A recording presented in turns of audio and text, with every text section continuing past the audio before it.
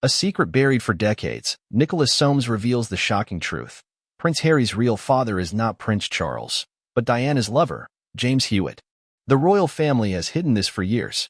In a bombshell revelation, Nicholas Soames claims to have seen the original DNA test results from decades ago, results that show a 99.8% match between Prince Harry and James Hewitt. The royal family allegedly buried the evidence to protect the monarchy's image, leaving Prince Harry in the dark about his true paternity. What does this revelation mean for the royal family? How will this bombshell impact Prince Harry's identity and future? Stick with us to uncover the truth about one of the biggest royal secrets ever kept. Before we continue, please hit the like button, subscribe to the channel, and turn on the notification bell for updates. The halls of Buckingham Palace have witnessed centuries of whispered secrets, veiled scandals, and dignified silence. But few whispers have echoed more persistently and more dangerously than the question that has haunted the very heart of the modern British monarchy: is Prince Harry truly the biological son of King Charles III? For decades, it's been a murmur that flickered through dinner parties, exploded in tabloids, and was quickly smothered by palace aides. It was always dismissed as conspiracy or cruel speculation. Until now. The revelation didn't come from a journalist. It didn't leak from a rogue staff member or anonymous tipster. No, it came from inside the royal circle, deep inside. From a man with a last name soaked in aristocracy and a legacy tied directly to Winston Churchill himself. Nicholas Soames, former member of Parliament, cousin to Diana by marriage, and a lifelong insider to royal affairs, has now spoken. And what he claims to have seen has the potential to shatter the legacy of Queen Elizabeth II's descendants and forever alter the perception of Britain's most famous redhead. Nicholas Soames is not a man known for idle gossip. Stoic, loyal, and until recently a defender of royal dignity, Soames has long carried the image of a statesman who valued discretion above drama. So when he allegedly confirmed that he had, indeed, seen a copy of Prince Harry's paternity test results, ones that matched James Hewitt, not King Charles, with near-perfect precision, it sent tremors through the already fractured House of Windsor. To understand how seismic this claim is, one must begin not in the present, but in the mid-1980s. Princess Diana, by all accounts, was a woman desperate for emotional connection in a world that treated her like a crown-wearing mannequin. She was beautiful, yes, but more importantly, she was lonely. Her marriage to Prince Charles, already strained by the looming presence of Camilla Parker Bowles, was beginning to fracture beneath the weight of unmet expectations and public scrutiny. Diana found herself turning elsewhere for comfort. One of those places was the arms of James Hewitt, a cavalry officer who would become her confidant, her lover, and, as Soames now claims, the true biological father of her youngest son. The affair between Diana and Hewitt has never been entirely denied. Hewitt himself has acknowledged their 5-year relationship. But both he and Diana always maintained, at least publicly, that the relationship began after Harry's birth. Skeptics pointed to the timeline, the photographic resemblance, the same auburn hair and square jawlines. They were dismissed as coincidence. But as the years went on, and as Harry grew into a man who looked more like Hewitt than any Windsor, the questions never truly died. Then came the turning point, Soames' confession. According to the former MP, sometime in the mid-2000s, he was shown a confidential document during a private meeting at a secure royal location. The document?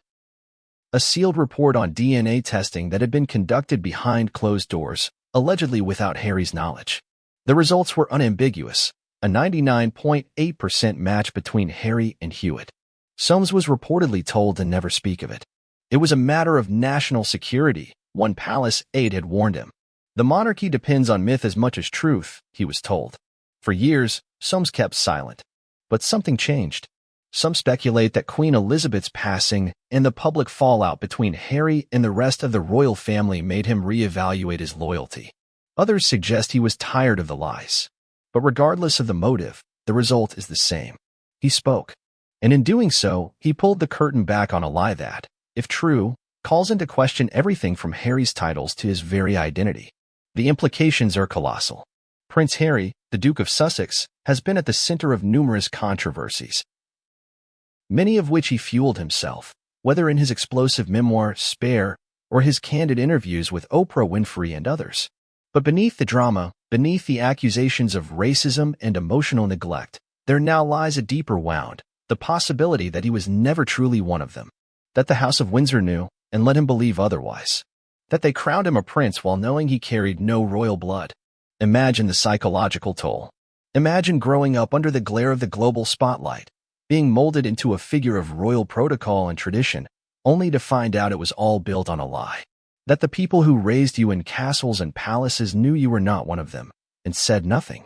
That your place in the royal order was a convenient fabrication. And yet, it's not just a matter of personal betrayal. If Harry is not King Charles's son, it raises questions that cut to the core of royal succession and public trust. While Harry is no longer in line for the throne in any meaningful way, the monarchy's reputation rests on the idea of continuity and truth. The British people accept their unelected rulers because of the supposed purity of lineage. Strip that away, and what remains? As news of Soames' revelation began to trickle out, first in private whispers, then louder through online forums and digital tabloids, the palace remained characteristically silent. No official statement. No denial. Just the same strategy used for generations: ignore, outlast, and allow time to bury the controversy. But in the age of TikTok, Reddit, and YouTube exposés, secrets don't stay buried. They trend. They explode. And this one, fueled by the emotionally raw persona of Prince Harry and the ever-simmering public interest in Diana's legacy, is proving impossible to suppress. Many are already asking, did Harry know all along? Did he suspect it? Was his rebellion against the royal family driven by something deeper than he let on? Was it an unconscious rejection of a family that never truly considered him their own? In his memoir, Harry recounted feeling like despair in a family obsessed with the heir. But what if that label wasn't just metaphorical? What if it was true, literally and biologically? Could his rift with his father and brother have its roots not just in emotional neglect, but in a buried truth neither side dared speak? And what of James Hewitt? The former military officer has long been the subject of mockery, his name dragged through the mud by royal apologists. If the DNA claims are true, he has lived for decades as the hidden father of a prince. Has he reached out to Harry? Has Harry reached out to him? Or has the wall of royal secrecy made that impossible? These are the questions now rippling through not just the United Kingdom, but across the world. The monarchy, long seen as a pillar of tradition and stability, is once again teetering on the edge of scandal. And this time, it's not about money, race, or media manipulation, it's about blood. The very thing upon which the monarchy is built. For some, it's a vindication. For others, a tragedy. But for everyone watching, it's undeniably fascinating. The story of a prince who may not be a prince. Of a family that kept a secret so big it could shake the foundations of an empire. And of a man, Nicholas Soames, who decided it was time to tell the truth. In the chapters ahead, we will dive deeper into each twist of this unfolding story. From Diana's turbulent marriage and forbidden love affair, to the forensic science behind paternity testing, to the palace's alleged conspiracy to bury the truth, we will leave no stone unturned. You'll hear from insiders, experts, former staffers, and historians. You'll see how one secret, held in silence for decades, is finally erupting into the light. And why it could change the royal family forever. This is not a tabloid rumor. This is a legacy in crisis. Long before tabloid headlines, reality television interviews, and sensational royal memoirs, the British monarchy's claim to power rested on one thing: blood. Not popularity. Not morality. Not even the consent of the governed. From the moment the crown was first forged in gold and placed upon a monarch's head, legitimacy was defined not by the love of the people, but by the unbroken thread of ancestry, sacred, ancient, and fiercely protected. And in that context, a paternity scandal involving a modern prince doesn't just raise eyebrows, it calls into question the entire basis for the monarchy's existence. For centuries, the divine right of kings was the foundation upon which monarchies across Europe built their authority. In Britain, while the idea of divine rule has long faded into the realm of history books, the obsession with bloodline remains. It's not just about family. It's about who is meant to lead. The heir to the throne isn't elected, interviewed, or evaluated on merit. They are born. And that birth is only legitimate if the blood running through their veins is undeniably royal. This obsession with lineage is what makes the recent revelation by Nicholas Soames so utterly devastating. It doesn't just question Prince Harry's parentage, it threatens the entire idea that the monarchy is a sacred and untouchable institution. Because if a prince can be raised within palace walls, given titles, money, protection, and reverence, all while being biologically unrelated to the bloodline he's supposed to represent, What does that say about the legitimacy of the system itself? To understand the depth of this crisis, one has to travel back into British history. Consider the War of the Roses, two royal houses fighting over who had the rightful blood claim to the throne. Or the execution of Anne Boleyn, in part because Henry VIII was desperate to produce a legitimate male heir to secure his dynasty. Or the abdication of King Edward VIII, whose decision to marry a divorced American not only caused constitutional chaos, but paved the way for the current line of succession to take hold. These moments were not just political. They were genetic chess moves in a monarchy obsessed with purity. Even Queen Elizabeth II, the most beloved monarch of the modern era, was acutely aware of the importance of lineage. Her entire reign was defined by stability, tradition, and the preservation of the family's dignity. She understood, perhaps better than anyone, that once the public begins to doubt the integrity of the royal bloodline, the entire institution begins to lose its magic. Because that's what monarchy is, at its core, an illusion wrapped in ceremony and blood. And so, it's no surprise that Prince Harry's physical appearance has been the subject of scrutiny from the very beginning. While Prince William bore a striking resemblance to his father from an early age, his height, posture, and even the thinning hairline echoed Charles to an almost eerie degree. Harry was different. Red-haired, stockier, more impish in appearance. The press noticed. The public noticed. And, if the whispers are true, the royal family noticed too. Of course, people tried to dismiss it. After all, red hair exists in Diana's side of the family. Harry was charming, funny, rebellious, the people's prince in a new form. But the rumors never quite disappeared. As the years went on, and especially after Harry and Meghan's departure from royal duties, those whispers returned with renewed force. And now, with SOAMES' bombshell claim, those whispers have erupted into full-blown speculation. The very idea that a member of the royal family may not be of royal blood strikes at the heart of British identity. For a nation that endured empire, world wars, and cultural revolution with the Queen as its figurehead, the monarchy represents more than tradition, it represents continuity. The idea that no matter how chaotic the world becomes, the royal family remains steadfast, unchanging, and, most importantly, legitimate. But that idea is only sustainable if the bloodline remains unbroken. There is a reason why the announcement of a royal birth is treated with such gravity. The moment a royal baby is born, tradition dictates the posting of a formal notice on a gilded easel outside Buckingham Palace. Gun salutes are fired. Church bells ring. The public celebrates not just the birth of a child, but the continuation of a sacred lineage. That's why so much importance was placed on the births of Prince George, Princess Charlotte, and Prince Louis. Each child is not just a member of the family. They are a living thread in the ancient tapestry of monarchy. So, when it comes to Prince Harry, the revelation of his true paternity doesn't just cast a shadow on his own identity, it throws the entire royal narrative into disarray. Was he ever meant to be a prince? Did the palace knowingly elevate a child who was not of royal blood into the highest echelons of British nobility? For monarchists, this is heresy. For Republicans, those who believe the monarchy should be abolished, it is a gift from heaven. Suddenly, the argument that the royal family is out of touch, outdated, and disconnected from the people gains a powerful new piece of ammunition. Because if the institution itself cannot even ensure the legitimacy of its members, how can it claim to be a symbol of national unity and heritage? And let's not forget the legal implications. While Prince Harry is no longer a working royal, he still holds the title of Duke of Sussex, granted to him by Queen Elizabeth on his wedding day.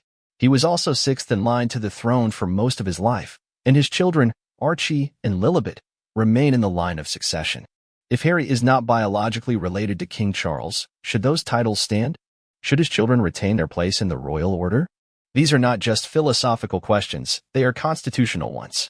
The royal family has always operated with one eye on the law and the other on public opinion.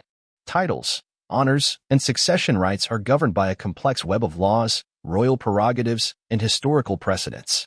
Changing them is not as simple as issuing a press release. But the longer the palace remains silent, the more these questions will grow.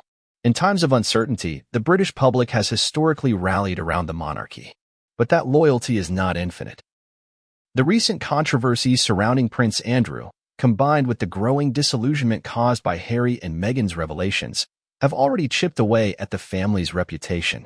A scandal of this magnitude, one that questions the very blood that flows through the institution, could be the final straw for many. The royal family knows this. It's why, according to numerous insiders, the paternity rumors have always been treated as a national security issue. Not because they threaten the safety of the country, but because they threaten the psychological and cultural foundation upon which the monarchy rests. Once that foundation is cracked, it is nearly impossible to repair. And yet, the truth has a way of demanding to be heard. No matter how deep you bury it, no matter how many people you silence or discredit, eventually the cracks begin to show. Nicholas Soames, a man once trusted to protect the crown's secrets, has now decided that the truth matters more than the illusion. His decision to speak is not just an act of betrayal, it is a reflection of the growing belief that institutions must be held accountable, even those as ancient and revered as the British monarchy. What happens next remains to be seen. Will the palace issue a denial? Will DNA tests be conducted to confirm or refute the claims? Or will they double down on silence, hoping that the storm will pass? What is clear is this: the royal bloodline, once considered untouchable, is now the subject of open debate. And in a world where transparency is increasingly demanded of the powerful, even the crown must face the truth eventually. It began with a glance. Perhaps it was in the garden, or maybe in the drawing room of a friend's estate. History doesn't record the exact moment their eyes first met, but what it does preserve is the firestorm that followed.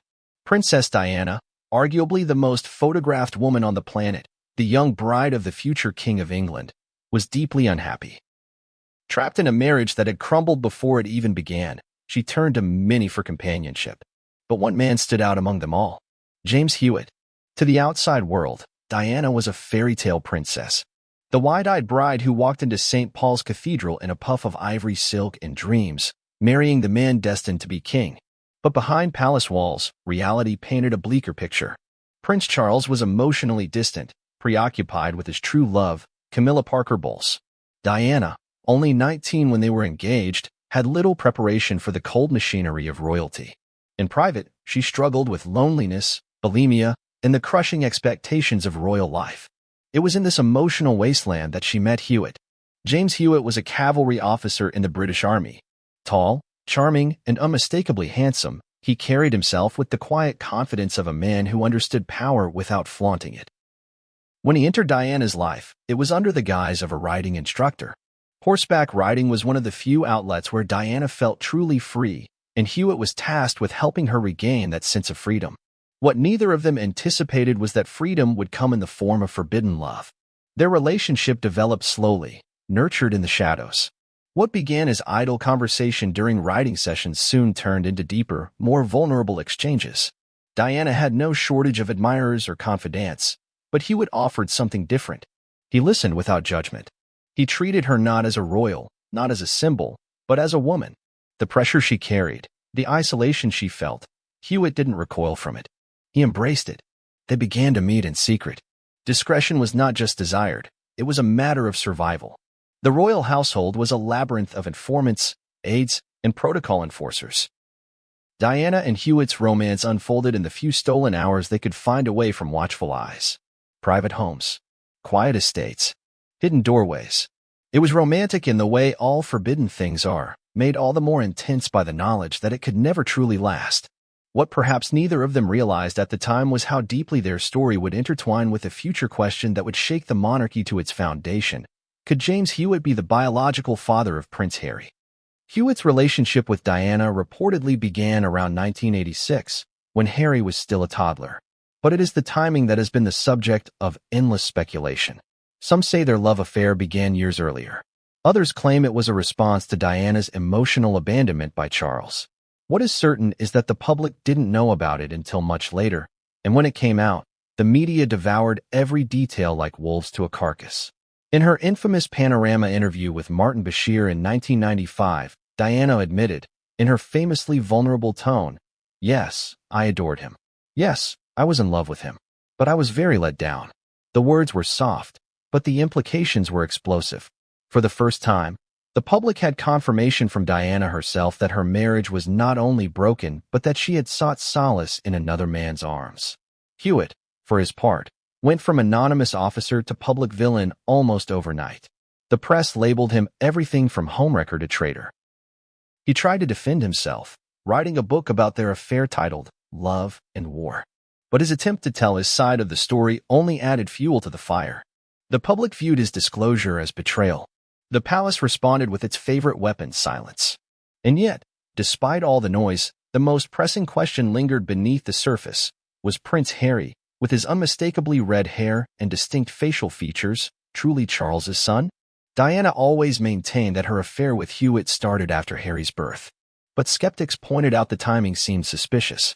They referenced photographs of Diana and Hewitt together when Harry was still an infant. They compared photos of young Harry with images of Hewitt in his youth, similar hair, similar nose, similar smile.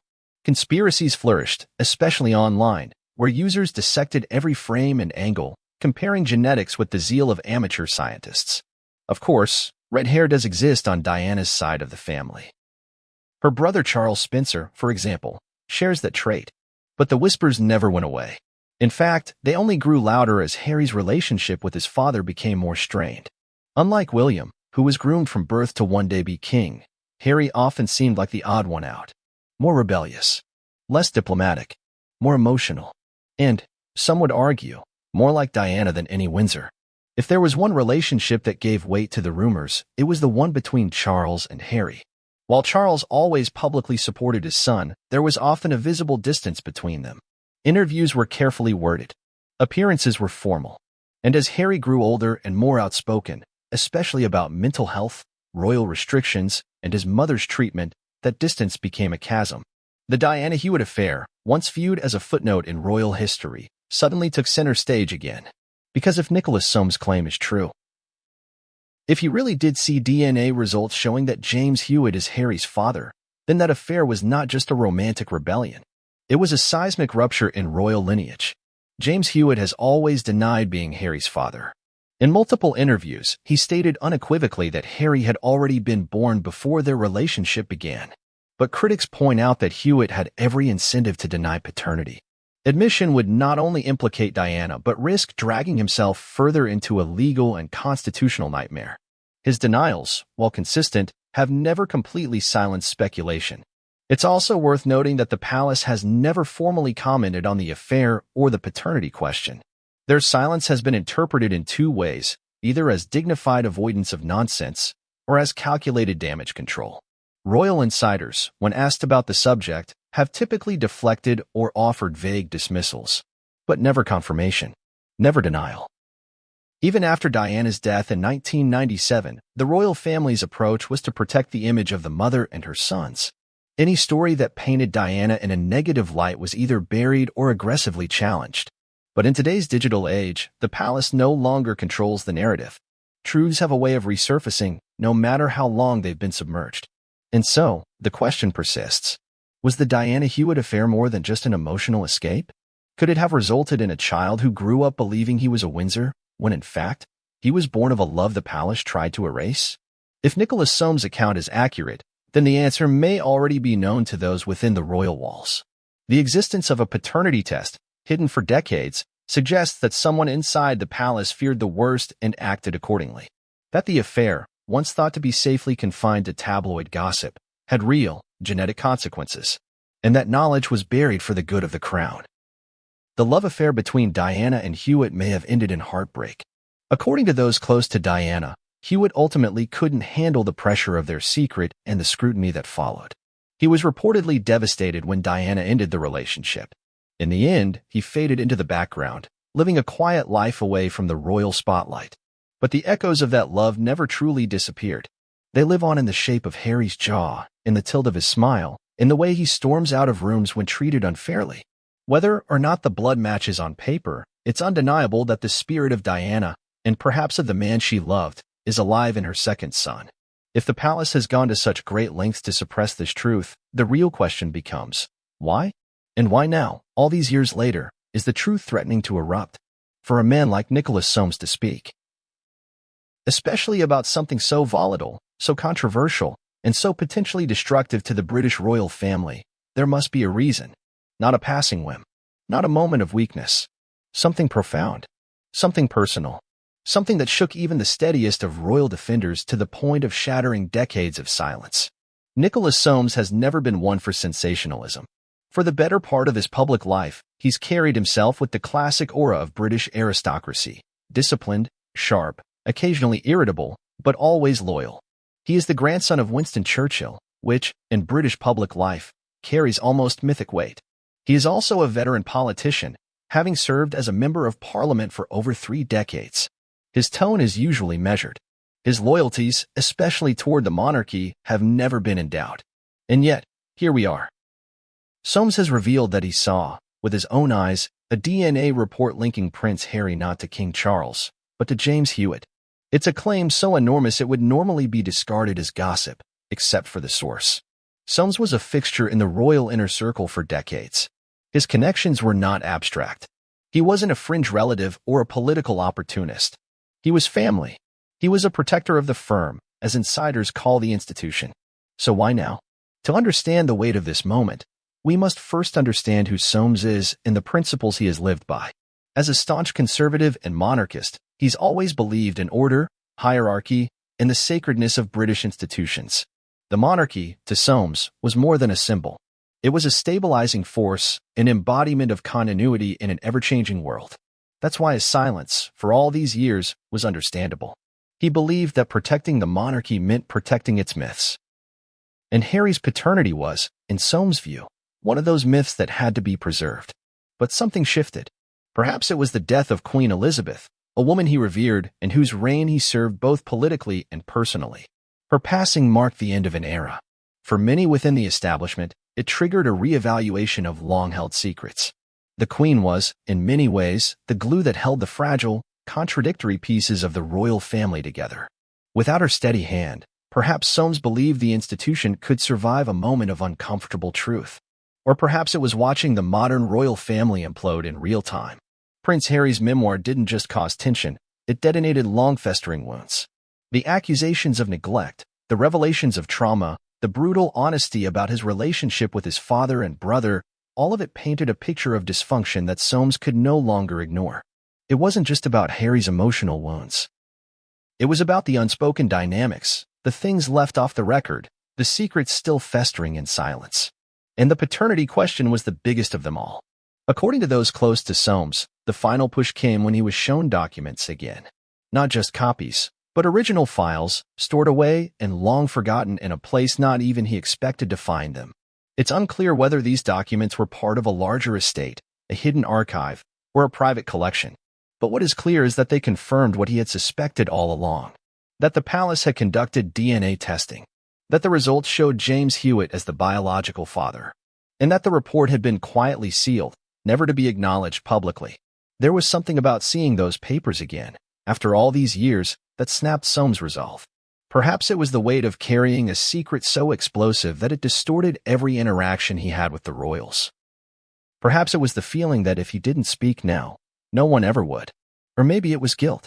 Guilt for staying silent while Harry publicly battled with identity, family rejection, in a world that still expected him to play a role he may have never truly belonged to. People forget that Soames had a personal relationship with Diana. They were cousins by marriage, yes, but their connection was deeper than titles. He was one of the few within the family who recognized her isolation, her struggles. He saw how she was treated, not just by the press, but by the very institution that claimed to protect her. And perhaps, in watching Harry repeat the same cycle of emotional displacement, Soames felt history beginning to rhyme. Then there's the broader cultural moment. We are living in a time where secrets no longer stay buried. Where institutions, once immune to public scrutiny, are now held accountable in ways unimaginable even a decade ago. The monarchy has weathered storm after storm, but this is different. This isn't a question of who married whom or who wore what. This is a question of truth, of identity, of legitimacy. Soames, always a man of the old order, seems to have finally accepted the demands of the new one. He did not speak on a whim. He did not give an offhand quote to a gossip columnist or post a cryptic tweet. When Soames decided to talk, he did so through a carefully crafted interview with a trusted political historian. The setting was subdued. No glitz. No theatrics. Just a solemn conversation about what he had seen and why it mattered. His words were deliberate. "I saw the document myself," he said. "It was not a forgery. It was official. And it confirmed what many had suspected, but few dared to voice." He did not speculate on how the test was conducted. He didn't offer commentary on why the palace buried it, but he did offer one damning line. If the boy had known, if Harry had been told when he was young, I believe his life would have turned out very differently. That sentence carries an enormous weight. It suggests that Harry's trajectory, his rebellion, his decision to leave the royal family, his mistrust of his father, was rooted not just in emotional neglect, but in the intuitive sense that something fundamental about his identity was being hidden. SOAMES' revelation has sent shockwaves through the royal establishment. Senior courtiers are reportedly furious. Some believe SOAMES betrayed a sacred code. Others argue he simply did what the palace should have done long ago, tell the truth. Interestingly, King Charles has remained silent. There has been no public denial, no rebuttal, no quiet leak discrediting SOAMES. This, perhaps, is the most telling response of all. Because in the world of royal crisis management, silence often speaks volumes. Critics have questioned SOAMES' timing. Why now? Why not earlier? Why not after Diana's death, when public sympathy was at its peak and the monarchy was already under scrutiny? But SOAMES has quietly pushed back on those criticisms. In private conversations, he's pointed out the danger of speaking too soon. He feared what such a revelation would do to the Queen, to the stability of the country. He also feared for Harry. How would a young man, already burdened with expectation and grief, handle the knowledge that he was not his father's son? Would it help him? Or would it break him? Perhaps SOAMES waited until Harry was older, more removed from the institution, better equipped to face the truth. Or perhaps SOAMES saw the wave of disinformation, conspiracy, and speculation swirling around Harry and wanted to replace it with something clear, something real, something sourced. Regardless of motive, one fact remains: SOAMES' decision to speak has forever altered the landscape of royal storytelling. This is no longer about rumor. It is no longer a question buried in online forums or whispered at dinner tables. It is now a documented claim, made by one of the monarchy's most loyal defenders. What comes next is unclear. There are rumors that others may come forward, that additional documents exist, that there are people within the palace, current or former staff, who knew all along but have been too afraid to say anything. SOAMES may have opened the door, but the flood has only just begun. One thing is certain: the British monarchy can no longer rely on silence to preserve its sanctity. The truth, long buried, is clawing its way to the surface. And Nicholas SOAMES, perhaps unexpectedly, has become its unlikely messenger. The moment Nicholas SOAMES mentioned the existence of a paternity test, the atmosphere around the monarchy seemed to shift. Not subtly, not gradually, but like a tectonic plate giving way beneath centuries of polished tradition and carefully maintained mythology. For decades, the mere suggestion of such a test was considered taboo, a rumor pushed aside by courtiers with a forced smile and a deft change of subject. But according to SOAMES, not only did the test exist, it delivered results that shattered the illusion of lineage at the very core of the royal institution. The phrase itself, 99.8%, echoes like thunder. It is not vague. It is not speculative. It is scientific certainty, or as close as one can get.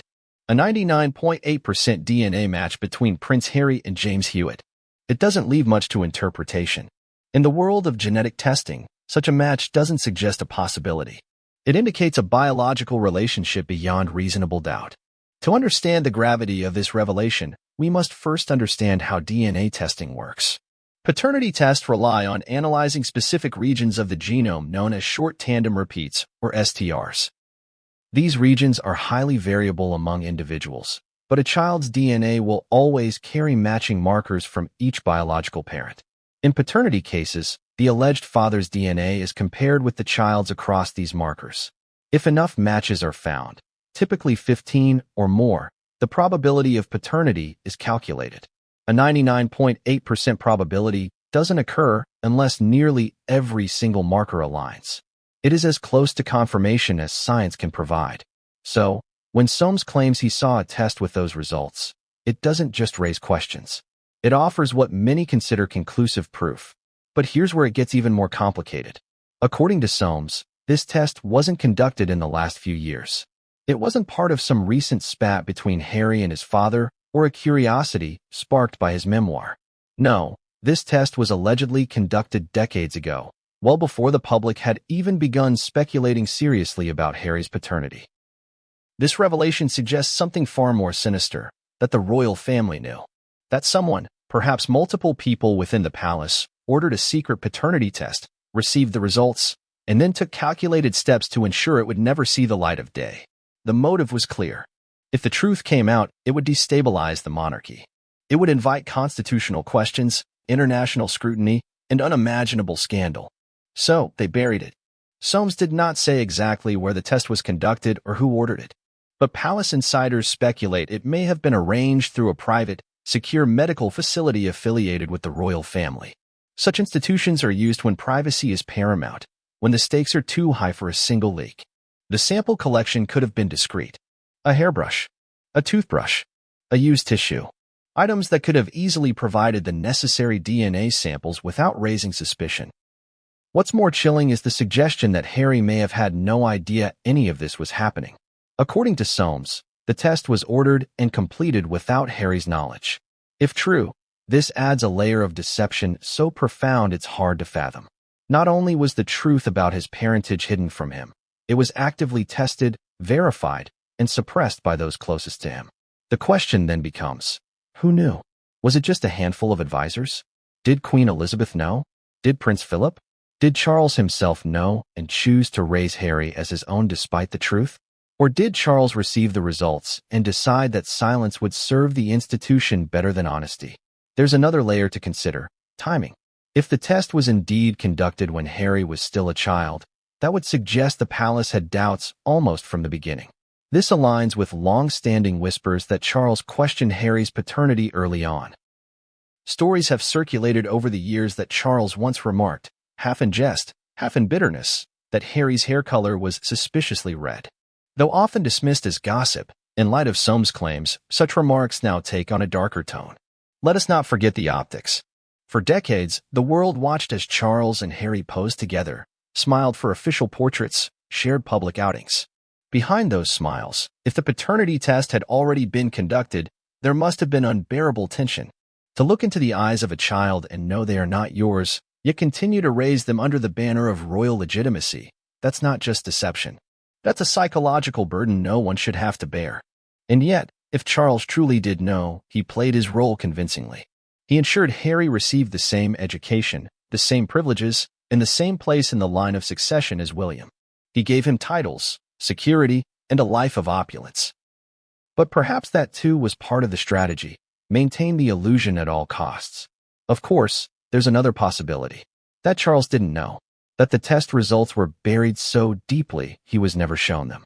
That palace aides, perhaps in collusion with senior royals or medical professionals, decided it was safer if the future king was kept in the dark.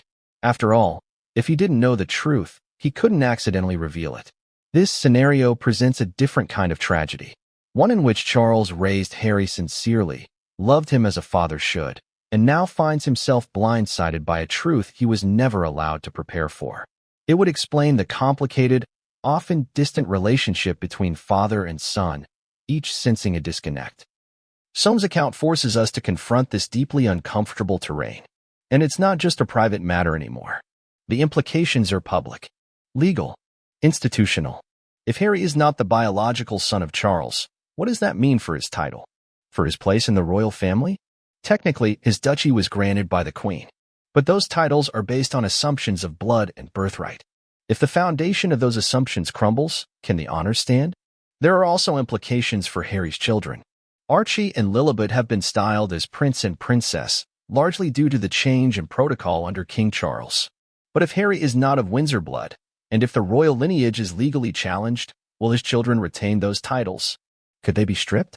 Or will the palace choose once again to say nothing, to pretend as if the past doesn't matter?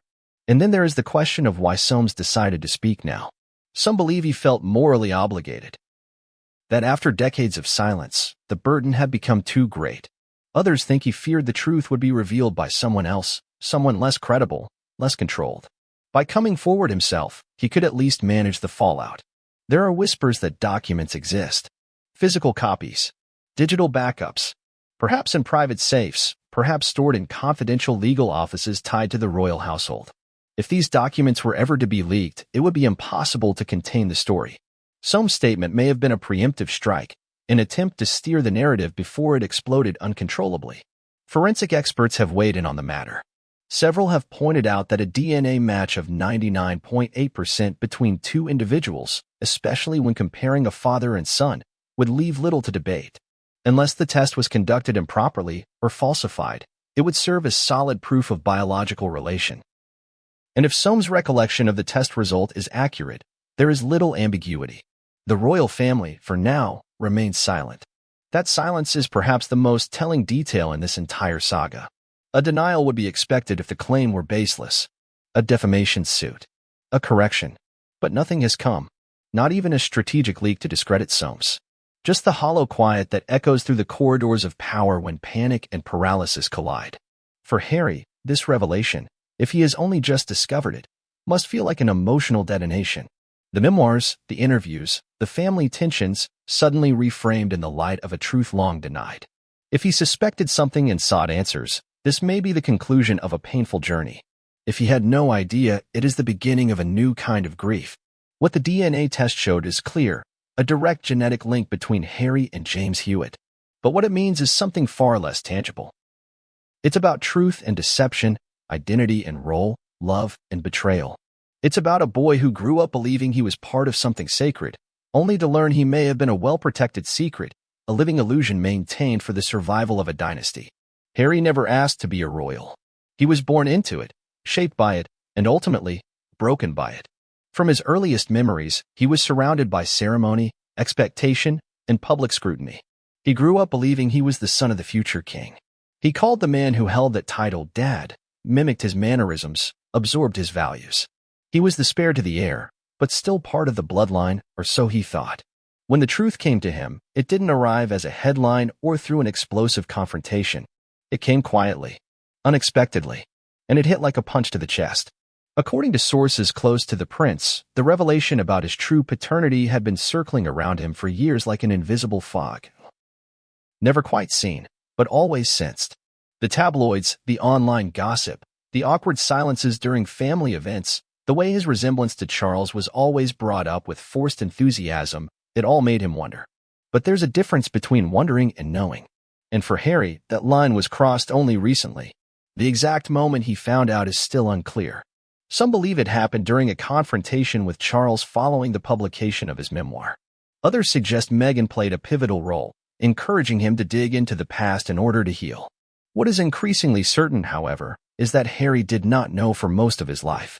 He suspected, yes, but suspicion is not the same as confirmation. And confirmation changes everything. The story goes that Harry came across an old folder while going through some of his personal archives, materials kept in secure locations since Diana's death. Among them were handwritten letters, some legal documents, and a small sealed envelope marked with a red wax insignia, one he remembered vaguely from his childhood. It was in this envelope that he found the information that would change the trajectory of his life. The envelope contained a DNA report. The results were unambiguous. 2 names. 2 genetic profiles, a near-perfect match between himself and James Hewitt. A note attached to the report, typed in cold legal language, explained the context of the test. It was conducted with samples acquired from Hewitt and Harry without formal consent, sometime during the late 1990s. The results had been classified and stored in a private legal trust associated with the estate of Princess Diana. There was no warning, no preamble, just the truth, clinical, sharp, undeniable. For a moment, Harry couldn't breathe. He stared at the page for what felt like hours. His mind tried to reject it, rewrite it, bury it, but the words wouldn't change. The numbers didn't lie. He read them again and again, as if each repetition might bring a different result. But each time, it was the same. The man he had spent decades trying to reconcile with, the man he both loved and resented, was not his biological father.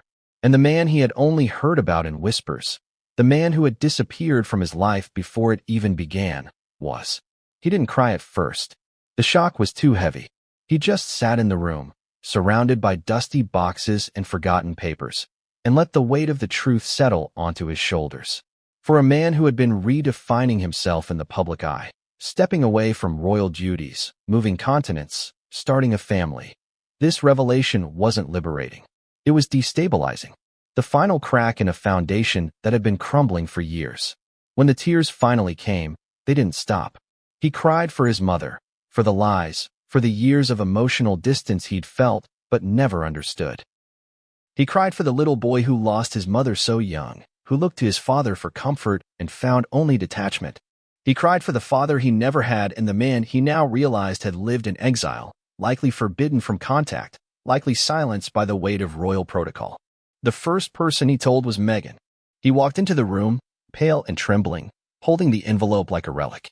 She knew instantly something was wrong. He handed her the papers without a word. She read them in silence, then looked up with a face that was not shocked, but filled with something else, a deep, quiet sorrow. She wrapped her arms around him, and for a long time, they just stood there. No questions, no explanations, just grief. In the days that followed, Harry was not himself. He wandered through their Montecito home like a ghost. He avoided calls. He canceled meetings. He didn't sleep. Meghan suggested therapy, and he agreed. But even therapy couldn't numb the sensation of betrayal that crawled through his chest like a parasite. The betrayal wasn't just from Charles. It was from everyone who knew and didn't tell him. The aides, the advisors, the members of the family who patted him on the back while hiding the truth, the cousins who joked about his hair color, the grandmother who, even in death, remained the symbol of the secrets he would never fully understand. He tried to call Charles, not to accuse, just to ask, but the call went unanswered. He left a message, then another, then stopped trying. He considered confronting James Hewitt directly. But how does one approach a man who might be your father? A man you've never truly met. A man who lived for decades with the knowledge that he helped bring you into the world but was forced to watch from the sidelines as you were raised in a royal fortress. Harry didn't know if Hewitt would welcome the contact, or if the silence between them had calcified into something permanent. He did not reach out. Not yet. Instead, he went to the one place he always returned to when he needed to think, his garden. Among the trees and flowers, far from the cameras and microphones, he could feel some sense of peace. And it was there, sitting beneath a tree that reminded him of his mother, that he made a decision. He would not let the truth destroy him. He had spent his whole life chasing approval from a family that never fully accepted him. Now he understood why. And understanding brought with it a strange kind of closure. In the weeks that followed, Harry's demeanor changed. He was still hurt, still angry, but he was no longer confused. The questions that had haunted him were now answered. Painfully, yes, but answered nonetheless. He began to speak differently about his identity. In interviews, he no longer referred to the royal family as my family. He began using phrases like the family I was raised in or the institution I grew up around. It was subtle, but those paying attention noticed. When asked about Charles, his responses became cooler, more distant. He still refrained from direct accusations, but the emotional wall was clearly in place. The warmth, already fragile, had vanished entirely. His relationship with William, strained for years, became nearly non-existent. He stopped texting, stopped emailing. He made no attempt to mend the rift. For Harry, the brother who had once been his closest ally had become a symbol of the lie he was forced to live. He began drafting a second memoir, not out of anger, but out of necessity. The first had been a purge of emotion. This one, he believed, would be a declaration of truth. He hadn't yet decided if he would name James Hewitt. He hadn't yet decided if he would reveal the DNA results. But he knew the world needed to hear his story in full. There are whispers that the manuscript already exists, that legal teams are involved, that publishers are circling like vultures, eager for the exclusive. But Harry remains guarded, not because he wants to protect the palace, but because he wants to protect the memory of his mother. Diana, he believes, would have wanted him to know, but she would never have wanted the world to exploit it. For Harry, the journey isn't over. There are still wounds to process, decisions to make, people to confront. But one thing is clear, he now knows who he is, not just by name or title, but by blood. And that knowledge, as painful as it is, has given him something the palace never could: freedom. The British royal family has survived plagues, wars, beheadings, divorces, abdications, and scandal after scandal. Yet through it all, they've maintained an image of grace, dignity, and continuity. That image is not accidental. It is curated, controlled, crafted behind closed doors by a powerful and often invisible network of courtiers, legal advisors, and seasoned communications experts known collectively as the firm. When whispers first began to circulate within the palace about Prince Harry's paternity, the firm reportedly mobilized with the precision of a military operation. This wasn't just another rumor to be brushed aside. This was a threat to the very identity of a young boy born into one of the most scrutinized families in history. A threat that, if confirmed, could derail the royal narrative and humiliate the institution that relies so heavily on lineage and tradition. The palace's crisis management strategy has always revolved around three pillars: denial, distraction, and disappearance. These tactics were all deployed the moment doubts about Harry's paternity emerged. According to insiders, the first signs of unease came not from outside the palace, but within. It wasn't long after Harry's birth that certain aides began noticing the differences: his hair color, facial structure, his temperament. The fact that James Hewitt was a known figure in Diana's life only compounded the speculation. Rumors spread quietly through the corridors of Kensington and Buckingham Palace, passed in hushed tones from equerries to secretaries to press liaisons. The late Queen Elizabeth reportedly reacted with firmness. There would be no investigations, no gossip, no acknowledgement of the speculation. Any inquiry into Harry's paternity, she believed, would be destabilizing not just to the family, but to the very institution she had sworn to protect. Her word was final, and those who disobeyed would be dismissed or reassigned. But privately, a different story was unfolding.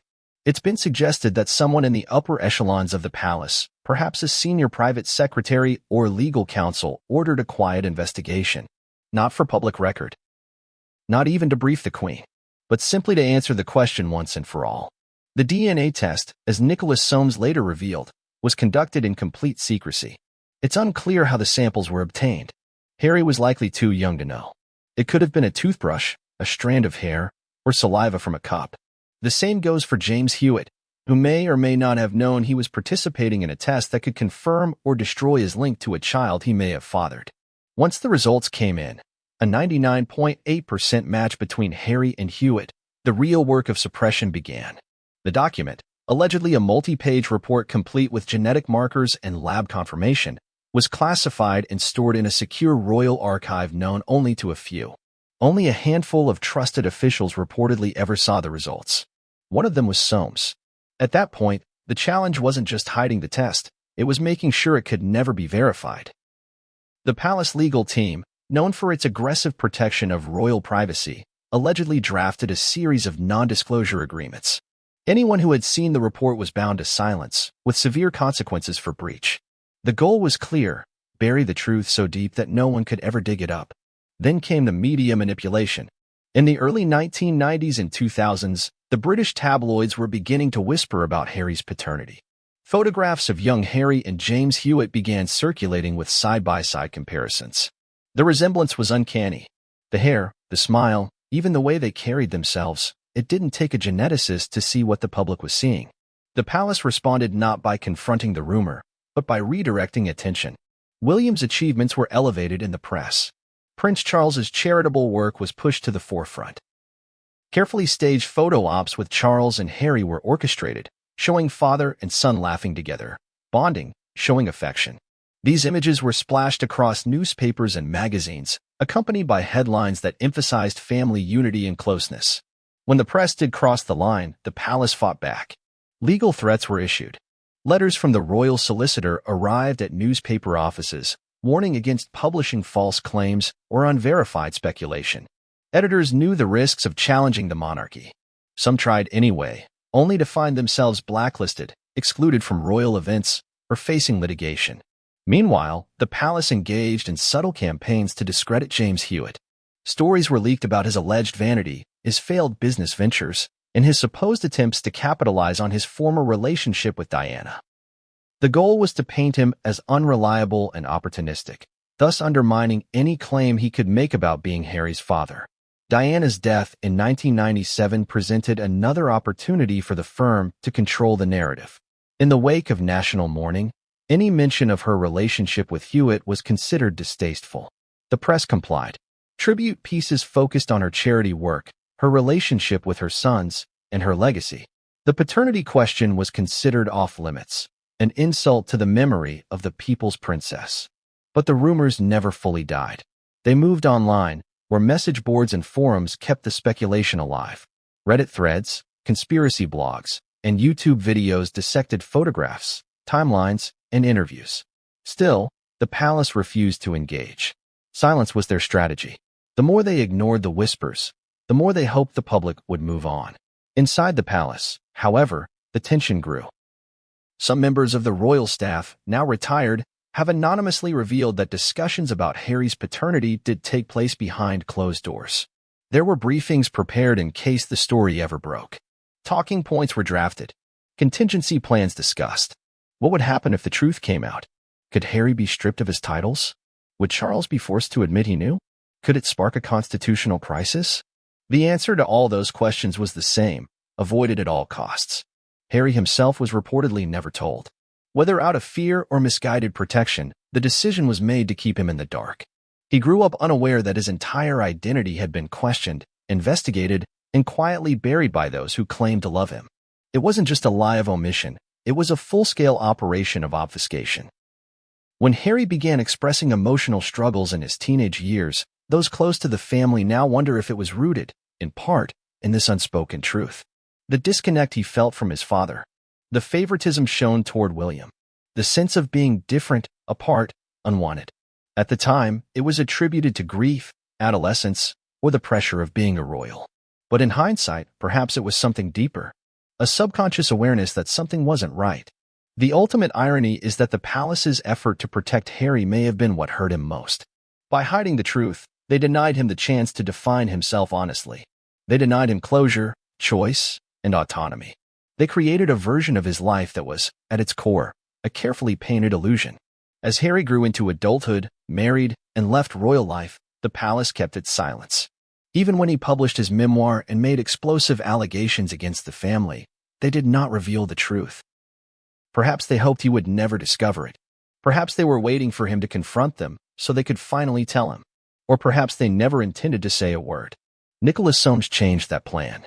By coming forward, he broke the wall of silence the palace had spent decades building. And now, the cover-up is unraveling. Questions are being asked. Old documents are being sought. Journalists are circling.